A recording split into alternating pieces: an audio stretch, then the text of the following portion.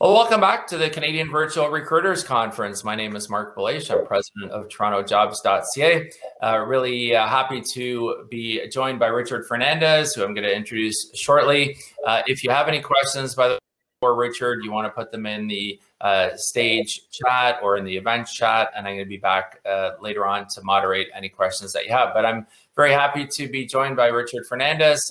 Richard is founder and CEO of the Staffing Exchange and big biller trainer from Next Level Exchange.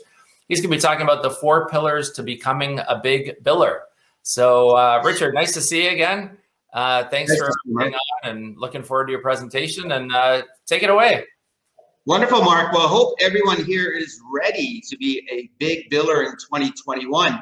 We just heard some great news from Mark earlier that the economy is heading in the right direction, and that is, as per the K, up. We are in a $15 billion industry. Let me repeat those numbers, guys and girls, on this call. $15 billion.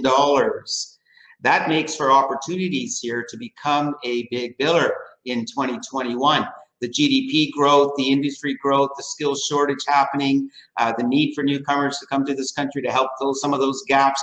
We are in a great position right now for headhunters across Canada to start thinking big. So I put together, it's interesting, this is my first virtual training. I normally do stage presentations throughout North America. For those that don't know me, I've been in the recruitment industry now, to date myself, for over 25 years. That's also known as over a couple of decades. So I've trained hundreds of recruiters throughout North America.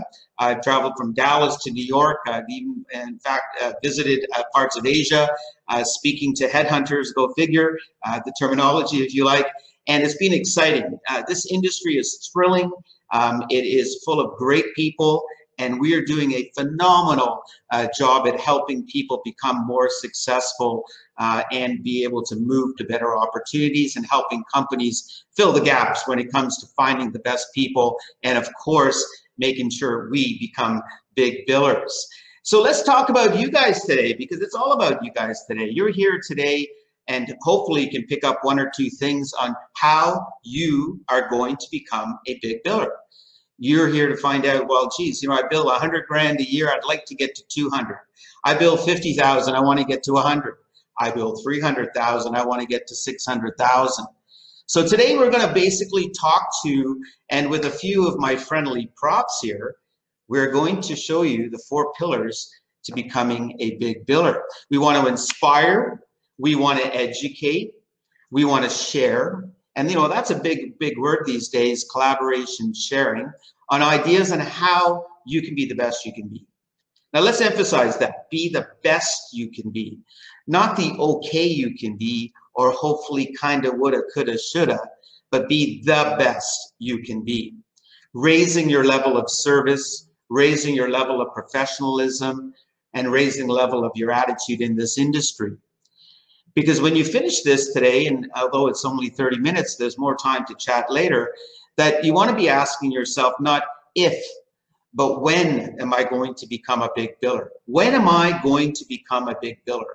Is it this month? Is it this quarter? Is it this year? It's interesting. I train with people with 10 years experience. I train with people with 10 months experience. And what's interesting is everyone has the equal opportunity, no matter how much time you spend in this industry, to become a big biller. So before we get started, I want to just point something out here. We have to cement the foundation. It's interesting when I get home, my wife's always got these shows on, these renovation shows, and I'm looking at it going, wow, that's interesting, because while they're tearing down houses and building houses, there's a great correlation of taking it to the next level. And that correlation revolves around the 4 pillars. And as you can see here, in building, and it kind of looks like from being in Greece with the pantheons and so on, but the pillars have to be built first before you can build the dream home. The pillars have to be built in order to become a big biller. So I get a lot of people that I train with, and I'm at shows, and people are like, oh, I'm going to be a big biller. I'm going to pick up 5 job orders today, and I'm going to be a big biller. And they pick up 5 job orders. They have 3 fall-offs, and they bill 5 grand. And they forgot to cover counteroffer. They forgot to decide what their niche was. They didn't have a business plan. They didn't have a call list. They didn't know how to deal with rebuttals when the candidate was unsure about the opportunity. All elements of making sure that you are going to be focused on the 4 pillars before you become a big biller. Now, let's look at the first pillar of being a big biller. And again, I want to make sure everyone can see this slide. Mark, just give me the A or the nay. I've got my first slide up here on the first biller being a profession. And that's very important to understand that this is a profession. Being in a multi-billion-dollar industry is not a job. If you want a job, then go get a job. Being in headhunting is a profession. Representing multinational corporations and representing people's lives and helping them move their career is a profession. The only thing missing from our industry, and I've been a proponent on it for many, many years, is that it's an unlicensed industry. Thus, it's been challenging to raise the bar to become a profession. But we can do it by acting and positioning ourselves to raising the bar of becoming a profession. So how are you going to do that in the first pillar? How are you going to take the first pillar of becoming a big biller, of treating this like a profession? First of all, we are no different than other professions, lawyers, doctors, and accountants. Now, why would you say that, Richard? Well, first of all, from the average fees and the billions of dollars in billings that are put across Canada based on per hour, we have seen billings for people that have 50 contractors out, 100 temps out, doing 4 perm deals a month, billing anywhere from $20,000 to $40,000 a month. Let's do the math, my friends. There's 20 business days in a month. If you're billing $20,000 in a month, you're billing $1,000 in a day. What's interesting, the average doctor bills $1,000 a day. So you don't even have to go to med school. You got $20,000 in billings if you're thinking of this as a profession. Big billers treat it as a profession. They treat the commitment and integrity of being a recruiter, not a quick buck, not a hope to see, not throwing a resume at a client and saying, what do you think of this resume? That is not when you treat it as a profession. There's another analogy, if you like, throwing spaghetti against the wall. There's other words for it. I'll leave it at spaghetti. Second of all, as a profession, you have to act as a professional, trusted advisor. Think about this. There are advisors for your insurance, for your car. There's advisors for when you buy a house. There are advisors that will help you with your stock or your banker. Who's advising on careers? Well, what's interesting about this is that if you become the professional advisor, you raise the bar in order to become a big biller. So it's very important to understand these are the alignments of allowing you to look at it from a perspective that you're not helping people finding jobs, you're helping people move to better career opportunities. The other part of being a big biller in relation to being a profession is that you become a subject matter expert. You know, it's interesting when I get invited to New York or any of the other events that I get invited to, I'll always talk to the big billers, and right away they'll say, Richard, I'm a big biller because I place insurance agents with the top 10 companies in North Carolina. I'll meet someone in Vancouver who'll say, I specialize in construction project managers. I placed 20 people last year at an average fee of $25,000 and I built $500,000. That, my friends, is how the big billers operate. They are subject matter experts. So how do you become a subject matter expert? Do you think that of all the headhunter recruiters, professional personnel consultants out there are engineers or accountants like Mark? And my background was accounting, by the way, Mark, so we have a lot in common and we bumped into this industry. What's interesting is most recruiters are not from the industry that they're placing in. But guess what? Welcome to Wikipedia, welcome to Google, welcome to YouTube. Join the industry association in the specialty area that you're in, where you'll learn more about the members or industry trends. Read more publications, Google News, alerts, industry knowledge, like Mark brought up at the beginning of this presentation. He hit us hard with the facts right away. He knew that. He knew how many new people got jobs, how many people are employed. Why? Because he's a subject matter expert. Attend trade shows. Hang out where the other headhunters are hanging out. Take a discipline-based course. Well, I want to be the best headhunter. I want to be a big biller placing CPAs. Well, you might not be a CPA, but why not take a course in accounting and understand what fixed assets are, or how to do a business plan, and or any related areas that will make you look better. Okay. Some of you, by the way, who've entered headhunting or recruiting are already functional experienced people. So all you need to do now is learn a little bit more about our industry. And of course, I come back to the dollars and cents. PMA, personal mental attitude. Keep in mind, my friends, is that if someone comes into your office or one of your colleagues says, hey, John, I've got a job order for a $100,000 plant manager at a fee of $20,000. Even if it took you 20 hours to find somebody for that job, you're billing out at a rate of $1,000 an hour. Now, I don't know about you guys, but do you know any accountants that bill $1,000 an hour? Do you know any doctors that bill $1,000 an hour? Neither do I. So we cannot take for granted, a big biller never takes for granted the fees that are available. If I find 100 people, temporary people to be placed at ABC Food Company, and I can bill $40,000, the big billers are thinking that's $40,000. So right away, what's important to becoming a big biller in this foundation, in this particular pillar, is honing in on knowing your numbers and acting like you are a professional. Number two, pillar number two, here it is, personal training. Personal training. You know, I don't know about you guys, but I got a little bit of extra weight during COVID, so I got to walk and I got to get to a gym. Can't get to a gym, so I'm doing a lot of walking. If I'm going to get that six-pack back, I'm going to have to work on some personal training. What we have here, by the way, in this picture is I'm a big biller trainer with Next Level Exchange. So when I'm invited to train in the US, I have videos and so on Next Level Exchange. They have a wonderful program, but I wanted to just hone in on personal training in becoming a big biller relates to you. You should be spending at least a half an hour a day in training in something to make you better. Okay? Here's an interesting thing. And I've been following it because I'm trying to get that six-pack. Half an hour of walking a day, every day, will make you fitter, healthier, and great for cardio. No big weights, just a half an hour walk. Are you spending half an hour a day doing personal training or personal development? There are hundreds of trainers out there. I'm one of them. But here's the point. You have to recognize that you can reach out to trainers, you can watch YouTube videos on trainers, but give yourself some commitment to training.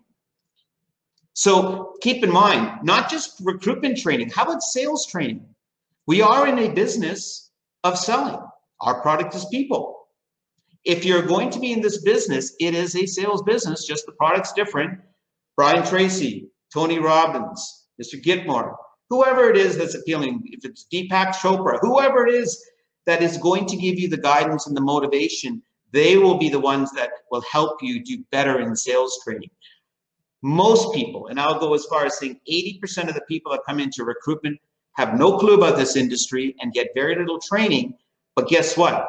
The big billers train themselves and they watch a video on how to be a better salesperson.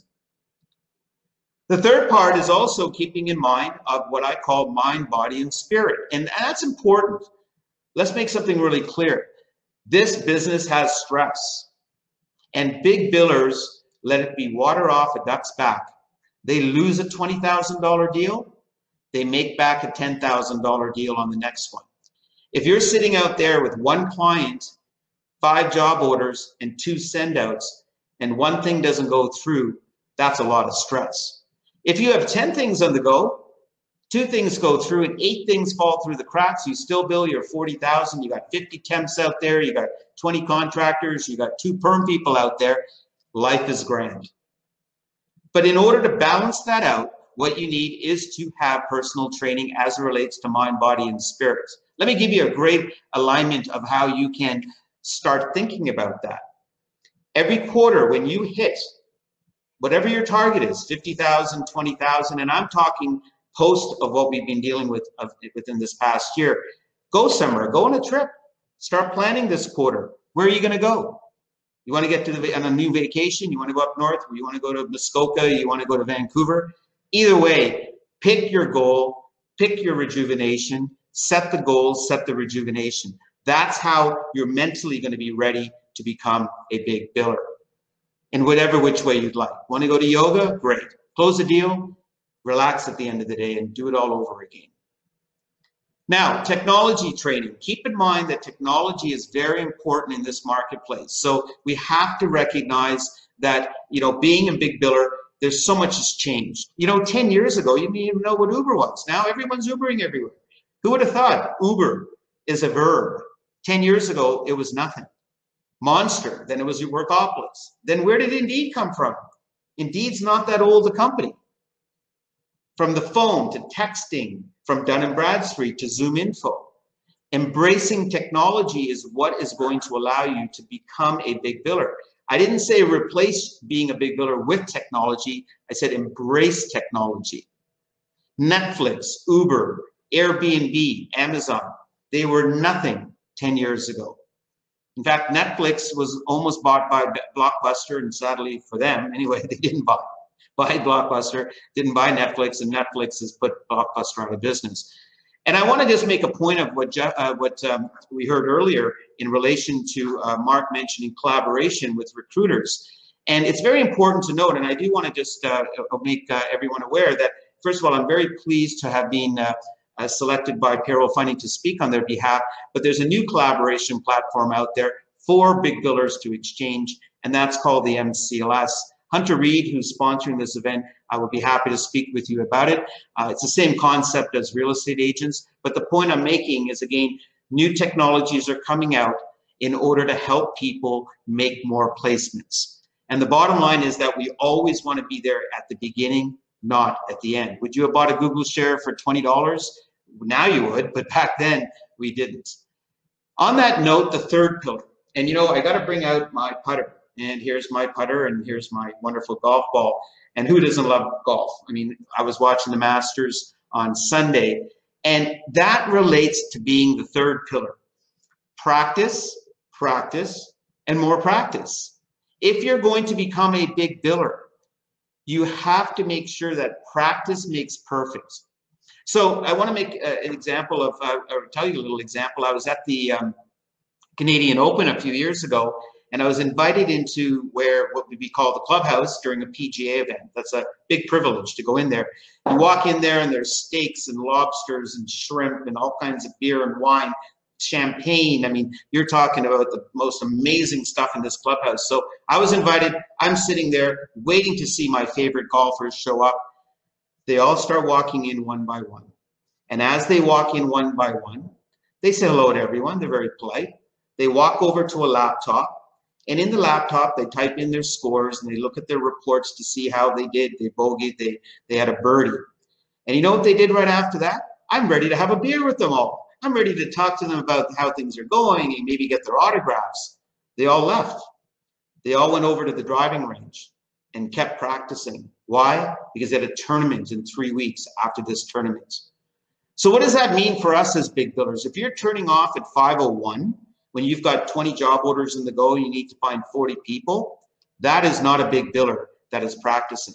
Big billers practice all the time. Big billers are always thinking about, how can I be better? Can I practice cold calling? And for all those that think cold calling is dead, it isn't. And it won't be. And it never will be. Because you can talk all day long about your emails, but the power of the phone remains a relationship builder. Have you practiced cold calling? Have you watched videos on how to do cold calling? Have you practiced a script? Have you read a script? Have you created a script? Have you created competitor lists or companies that you'd like to go and do business development with?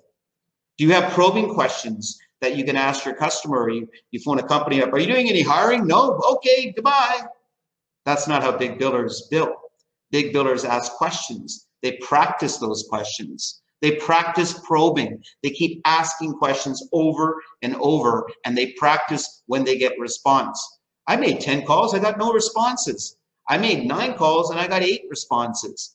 They're always practicing, trying to get better, just like a golfer. So for example, here's 10 probing questions. Instead of saying no when the phone's hung up, how about saying, are you looking for someone in another capacity, Mr. Client? Have you done any hiring lately? If so, in what area? Do you know another department that's hiring? Do you use recruiters? Have you restructured anyone recently? Maybe I can help them. Are you aware of any other companies in your industry that are hiring? Could you refer them to me? So you practice, and when you practice, you know, every golfer, every hockey player, every football player wasn't born to be Mr. Brady, or was not born to be Kyle Lowry. They practice to become great. You want to be a big biller and you've decided you're committed to this industry, then you want to think about how you are going to do that through the 4 pillars. Okay, the 4th and final pillar, performance. Okay, you know, that's when you put on your baseball cap and you're going into the beautiful Sky Dome, you're ready to watch that game, and you're going up to bat and you want to hit that home run. The 4th pillar is performance. Every day in recruitment is game day. It's an amazing thing, and I do love sports, but I prefer to watch it when it gets down to the nitty-gritty, you know, the playoffs and Super Bowl. And I find it amazing that you'll get people, particularly people who want to become big billers, that'll watch football every Sunday, spend a whole day doing it. Saturday night hockey, they'll watch for a couple hours, have a few beers, totally cool. Here's the point. Every day in recruitment is an opportunity to take a piece out of a multi-billion-dollar industry. A piece of a multi-billion-dollar industry. It's an opportunity to take a withdrawal out of the bank account of corporations that spend $15 billion a year. How big is that check making it to your bank account? Every day is game day. So how do we get mentally ready for game day? First of all, a big biller knows there's only 7 hours in game day. Now, you can analyze it whichever way you want, 20 business days in a month, but I'll tell you right now, you've only got 7 hours to find a new client, book a send out, find a good candidate looking for a better opportunity, find someone who wants to hire 500 temps, whatever it is for your game. Pick your game, and when you wake up in the morning, the game starts at 9:01. Let me tell you something, for those that are Leaf fans, when you pay $300 a ticket, are you late? Or do you show up to watch and hope that they're going to win the cup? Are you thinking like you want to win the cup? Big billers want to win every day. They have a game day plan. 8:30, they prep. They set up the plan. They get their presentations ready. They pick up their voicemails. But at 9 to 12, they're doing business development. They're on the phone. They're doing MPC marketing. They're adding a minimum of 20 new contacts a day. From 12 to 12:30, they're picking up voicemail messages before they go for lunch. When they come back from that, what are they doing? They're planning their call list. They're in game day mode. They want to win. They want that home run. They want to make sure that when those pitches are going out, they want to get on base. They'll plan their headhunting calls. From 4 to 4:30, they'll be doing a cleanup so they can prepare for the next day. And to have a great performance, they have, again, positive mental attitude before the whistle blows. During COVID, one of the things for myself is I wore a suit every day in COVID. I thought to myself, why would I wear sweats? I could be at home. I'm going to the office every day. I'm picking up new clients every day.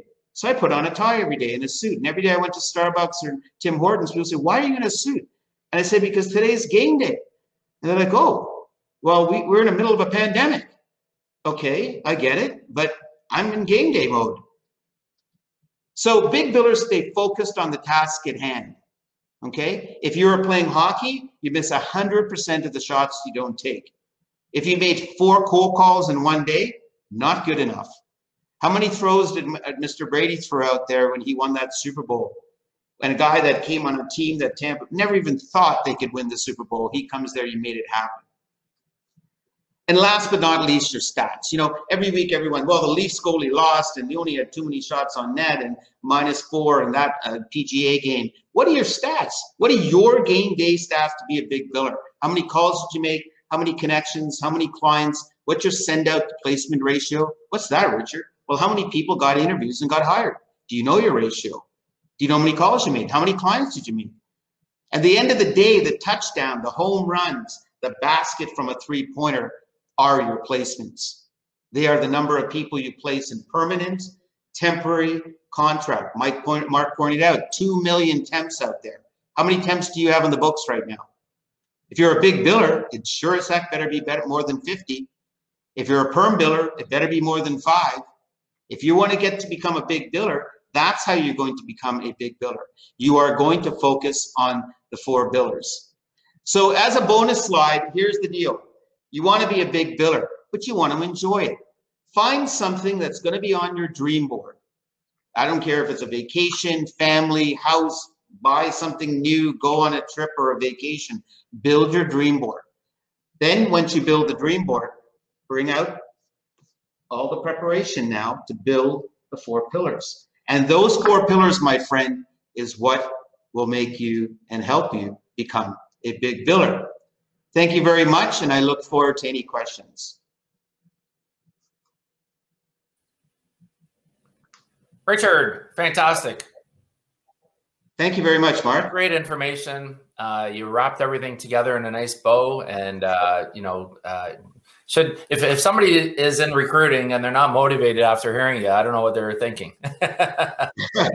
Well, Mark, you really summed it up. When you hear multi-billions of dollars, and as you would know, there's very few industries left, if any, that are worth billions of dollars. Globally, it's 457 billion, and 15 in Canada alone. It's crazy, right? Crazy numbers. So I wanted to ask you, and if you have any questions for Richard, feel free to put them in the event or the stage chat, and I can moderate them from here. But what about social media? I know you really talked about the phones quite a bit, and using the phone, which I completely agree with you. And for younger people, it's the phone is like an enemy in a way, right? But for older people like us, who have been around in the industry, the phone is a great source of information. But what about social media? What are your takeaways? What are your thoughts on that?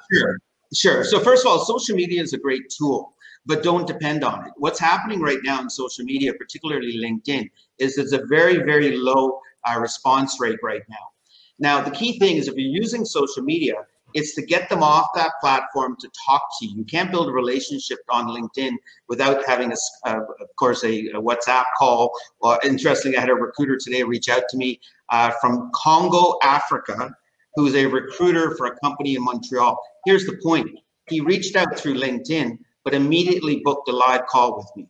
So yes, of course, I think it's great. I think it's wonderful if you can access and reach out to names, etc. But remember something, not everyone on LinkedIn is looking for a job. Not everyone on LinkedIn is really a passive candidate. But if you do get those people, use it as a precipice to get to, or a springboard to get them to talk to you. Excellent.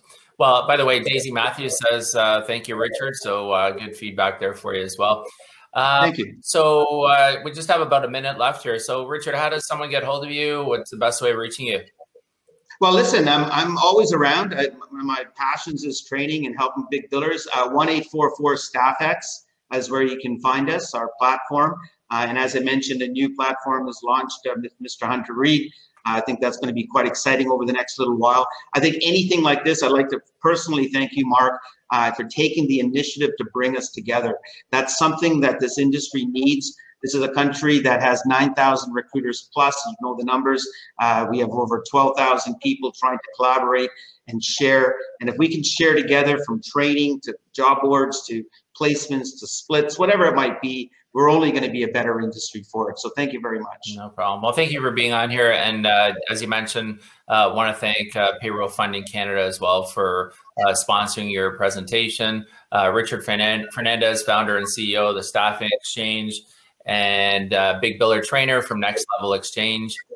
Great presentation on the 4 pillars to becoming a big biller. Coming up next, Brian Adams, not the musician, CEO and founder, talking about a powerful approach to employer brand in a post-COVID world, and also Oren, Senior Associate Employment Group with Hyde HR Law. Always a great topic to hear about employment law. Talking about broken dreams and broken promises, avoiding costly mistakes. Don't forget, we have the trade show. There's the networking area. I'll be back in about half an hour to moderate a recruiters panel. Will be great information for you. You'll be able to ask questions live as well. And thank you to everybody watching as well. Nathan Porter, thanks for being on here. Also said, thank you, Richard, good info. So appreciate the comments and the feedback for Richard. Richard, nice seeing you again. And let's stay in touch for sure, as always. And we'll be back. Check out the other sessions. For those of you watching, check out the other sessions starting right now. So thanks very much, and have a great day, and I hope to see you in half an hour or so.